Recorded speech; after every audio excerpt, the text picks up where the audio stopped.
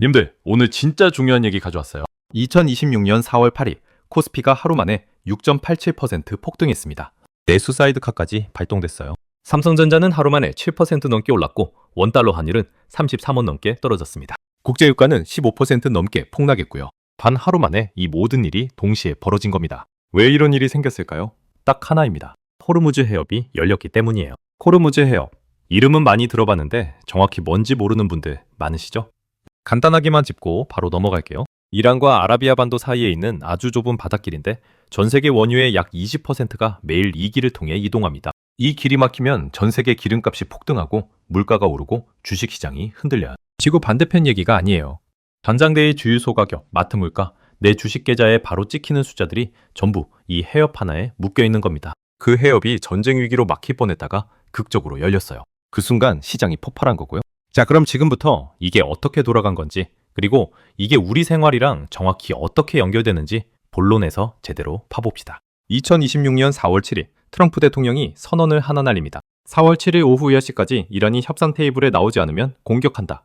심지어 이런 말까지 했어요. 한 문명 전체가 사라질 수도 있다. 트럼프 특유의 과장이라고 넘기기엔 당시 상황이 너무 심각했습니다. 미군 전력이 중동에 집결해 있었고 이란은 호르무즈 해협 봉쇄 카드를 만지작거리고 있었어요. 전 세계 투자자들이 패닉에 빠진 건 당연한 수순이었습니다. 주식을 팔아치우는 사람들이 쏟아졌어요. 안전한 자산인 달러로 돈이 몰리면서 원달러 환율이 치솟았고 국제유가는 공급 차지 우려로 폭등 조짐을 보였습니다. 시장 전체가 숨을 죽이고 오후 6시라는 시한을 기다리고 있었던 거죠. 그런데 딱 시한 1시간 30분 전 뉴스 속보가 터집니다. 파키스탄의 중재로 미국과 이란이 2주간 휴전에 합의했다. 그 순간 시장의 공기가 완전히 바뀌었어요.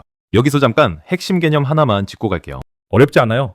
주식이나 자산의 가격이 어떻게 결정되는지 아세요? 아주 단순하게 말하면 이렇습니다. 이 자산이 앞으로 얼마를 벌어다 줄 것인가를 계산하는데 세상이 불안할수록 그 계산값을 깎아내린다. 투자자들은 미래에 벌어들일 돈은 현재 가치로 환산할 때 불안 요소가 클수록 더 많이 할인해요. 이걸 전문 용어로 리스크 프리미엄이라고 합니다. 쉽게 말하면 불안 할증료예요. 전쟁 위기가 고조되면 이 불안 할증료가 엄청나게 올라가요. 그러면 아무리 좋은 기업이라도 주가가 눌립니다. 미래가 불확실하니까 지금 당장 싸게 팔고 튀는 거죠. 반대로 그 불안이 갑자기 사라지면 어떻게 될까요? 물려있던 할증료가 한꺼번에 제거됩니다. 그러면 주가는 용수철처럼 튀어오르는 거예요. 4월 8일 코스피가 하루 만에 6.87% 폭등한 게 바로 이 원리입니다. 갑자기 기업들이 하루 만에 좋아진 게 아니에요. 그 기업들을 억누르고 있던 공포가 하루 만에 사라진 거죠. 이게 주식시장이 돌아가는 가장 기본적인 원리 중 하나입니다. 자, 이제 주식 얘기에서 더 가까운 얘기로 내려올게요. 바로 유가입니다. 호르무즈 해협이 열리자 국제유가, 즉 WTI 기준으로 하루 만에 15.3%가 떨어졌어요. 배럴당 95달러 수준으로 내려왔습니다. 이게 나랑 무슨 상관이냐고요? 연결고리를 한번 따라가 볼게요. 원유값 하락, 정유 비용 하락, 주유소 기름값 하락. 이건 바로 체감이 되죠. 근데 여기서 끝이 아니에요. 기름값 하락, 물류 운송비 하락, 공장 생산원가 하락, 마트 물가 하락.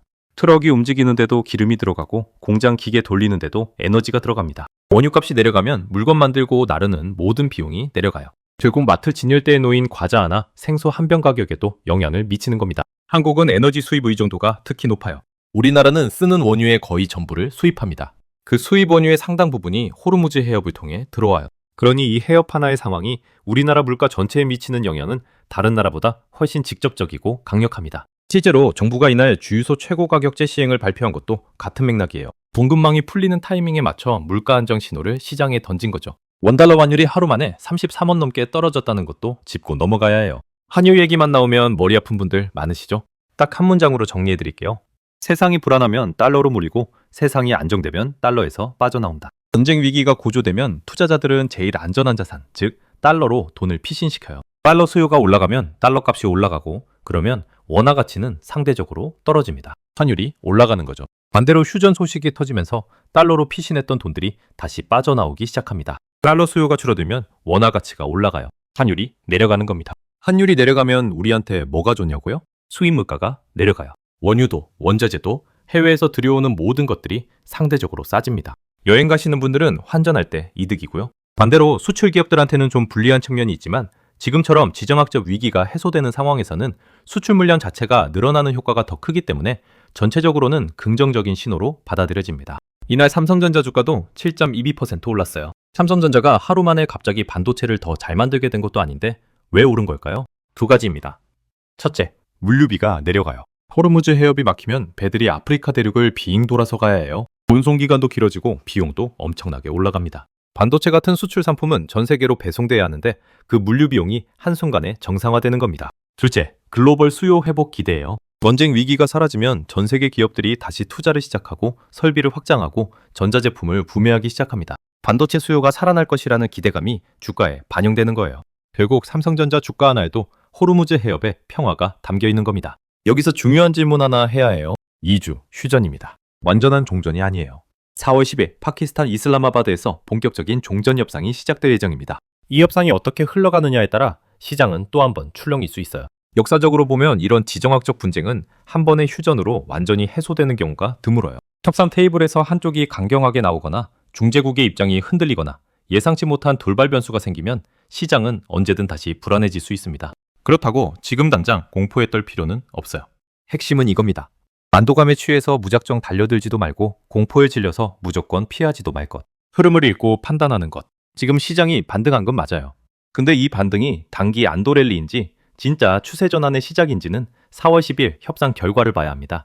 진짜 고수들은 지금 이 순간에도 다음 변수를 보고 있어요. 이런 지정학적 위기와 시장 반응, 사실 처음 있는 일이 아니에요. 비슷한 사례가 있어요. 바로 홍콩 H지수 ELS 사태입니다. 2021년 홍콩 H지수가 12,000대를 넘어서던 고점에서 은행들이 ELS라는 금융상품을 대거 팔았어요. ELS가 뭐냐고요? 쉽게 말하면 이런 겁니다. 지수가 일정선 위에만 있으면 이자를 드릴게요. 근데 만약 이 선 아래로 한 번이라도 내려가면 원금을 지수 하락률만큼 돌려드릴게요. 들을 땐 그럴싸해 보여요.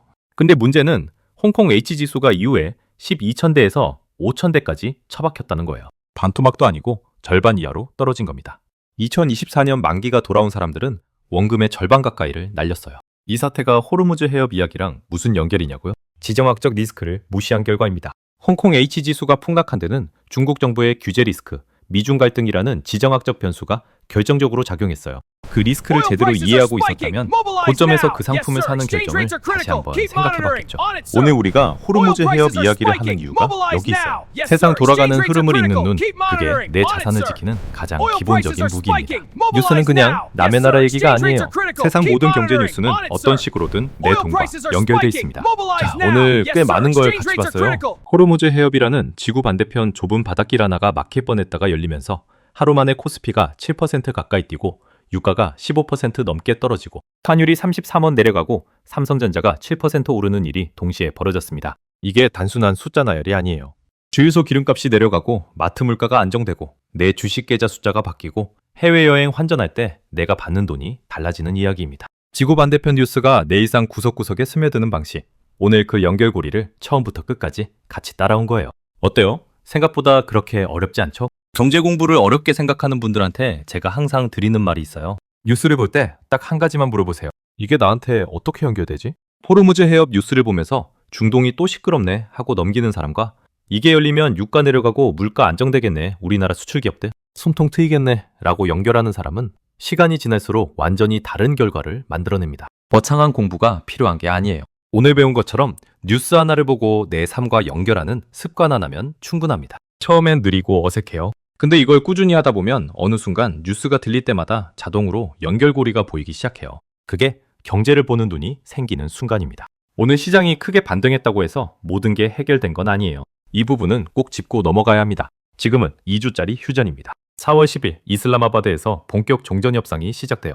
이 협상이 잘 마무리되면 시장은 한 번 더 안정적인 흐름을 이어갈 수 있어요. 근데 협상이 삐걱거리거나 중간에 돌발 변수가 생기면 시장은 언제든 다시 흔들릴 수 있습니다. 홍콩 ELS 사태를 기억하세요. 그때도 처음엔 다들 설마 이렇게까지 떨어지겠어? 라고 생각했어요. 12번대에서 5천대까지 반토막 나는 동안 많은 사람들이 곧 오르겠지 라며 버티다가 원금의 절반을 잃었습니다. 만도감과 낙관론이 판단력을 흐린 거예요. 지금 이 순간의 교훈은 이겁니다. 반등장에서 흥분하지 말 것, 공포장에서 패닉하지 말 것, 흐름을 읽고 다음 변수를 볼 것. 일반인 투자자와 고수의 차이는 IQ가 아니에요. 감정이 휘둘리느냐, 흐름을 읽느냐의 차이입니다. 오늘 이 영상을 끝까지 본 여러분은 이미 그 흐름을 읽는 눈을 하나 장착한 겁니다. 그러면 지금부터 우리가 주목해야 할 포인트는 뭘까요? 딱 세 가지만 기억하세요. 첫째, 4월 10일 종전 협상 결과. 협상이 순조롭게 진행되는지 아니면 어느 한쪽이 강경하게 나오는지를 보세요. 협상 분위기에 따라 유가와 환율이 먼저 반응합니다. 주식보다 유가와 환율이 먼저 신호를 줘요. 둘째, 국제 유가 흐름. WTI 기준으로 80달러 선을 유지하는지 확인하세요. 협상이 잘 되면 유가는 안정적으로 내려올 거예요. 반대로 협상이 흔들리면 유가가 다시 치솟는 신호가 먼저 옵니다. 유가는 전쟁 온도계예요. 셋째, 원달러 환율. 환율이 다시 1,500원을 향해 올라가기 시작하면 시장이 다시 불안해지고 있다는 신호입니다. 반대로 1,450원 아래로 안정적으로 내려오면 위기의 소가 본격화되고 있다는 뜻이에요. 이 세 가지 지표만 꾸준히 봐도 시장의 온도를 대략 파악할 수 있습니다. 어렵게 생각하지 마세요. 뉴스 켜고 이 세 숫자만 체크하는 것부터 시작하는 거예요. 오늘 우리가 함께 본 호르무즈 해협 이야기는 사실 아주 큰 교훈을 담고 있어요. 세상은 연결되어 있습니다. 중동의 좁은 바닷길 하나가 한국의 주유소 가격을 바꾸고 미국 대통령의 트위터 한 줄이 내 주식 계좌 숫자를 바꾸고 파키스탄 총리의 전화 한 통이 코스피를 7% 올려놓습니다. 이 연결고리를 모르면 세상이 그냥 시끄럽게 느껴져요. 뉴스는 남의 나라 얘기로 들리고 시장의 출렁임은 그냥 운이나 타이밍의 문제처럼 보입니다. 근데 이 연결고리를 알면 세상이 다르게 보이기 시작해요. 무서운 뉴스가 기회로 보이기도 하고 좋아 보이는 뉴스에서 위험 신호를 읽어낼 수도 있게 됩니다. 경제 공부의 진짜 목적은 부자가 되는 공식을 외우는 게 아니에요. 세상을 읽는 눈을 키우는 겁니다. 그 눈이 생기면 내 돈을 지키는 힘도 자연스럽게 따라옵니다. 오늘 영상 여기까지입니다. 어렵게 느껴지셨던 분들, 오늘 하나라도 연결고리가 보이셨다면 그걸로 충분해. 처음부터 다 알 필요 없습니다. 오늘 하나, 다음에 또 하나. 그렇게 쌓이는 겁니다. 다음 영상에서는 4월 10일 협상 결과 나오는 거 보고 시장이 어떻게 반응하는지 바로 가지고 올게요. 그때 또 같이 봐요. 구독이랑 좋아요는 기본이고 주변에 경제 어렵다는 분 있으면 이 영상 하나 슬쩍 보내주세요. 그게 제일 큰 힘이 됩니다. 고맙습니다, 님들.